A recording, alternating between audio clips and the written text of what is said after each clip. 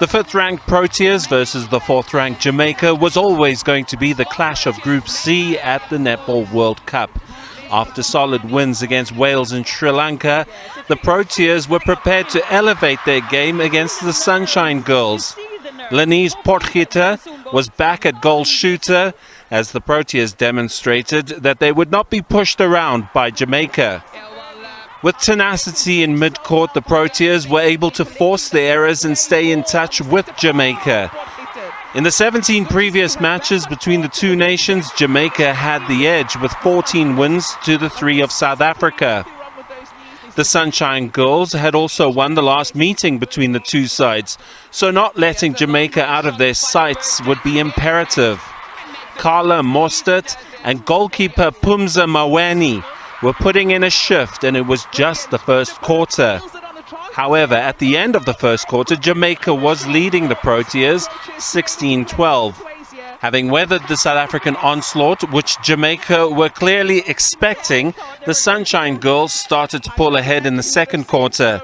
It was South Africa's industrious nature around the court and quick passing that was keeping the Proteas in the match.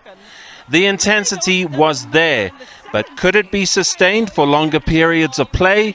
Wing attack Bongi Umsomi and centre Kanisa Chawane were prepared to answer that question. Nicole Talliard entered the fray to give the Proteas more options in attack. Carried by the incredible support crammed inside Arena 1 of the Cape Town International Convention Centre, the Proteas refused to go away quietly.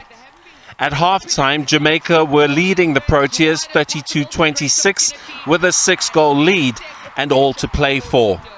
Into the third quarter, and South Africa were struggling to get going. Jamaica were as well, but they were taking the goals on offer when the opportunities came their way.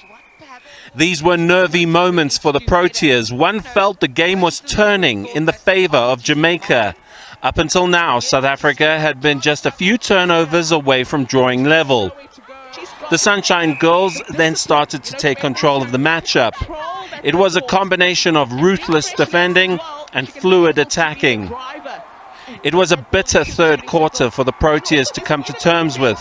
Jamaica outplayed them 20 goals to just 3 to lead 52-29 going into the fourth quarter. The fourth quarter was all about damage limitation. A big quarter was going to be needed if the Proteas were going to get something out of this tie. Ina Marie Fenter was doing her utmost to help South Africa get back in the last 15 minutes.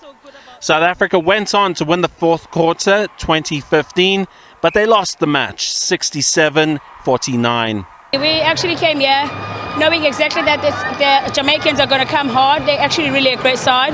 We really wanted to put out some great performances, which I think first half we probably did.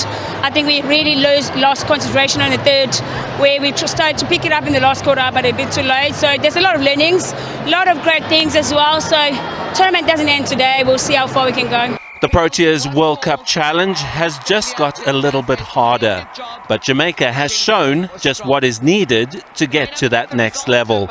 Simon Burke, SABC News.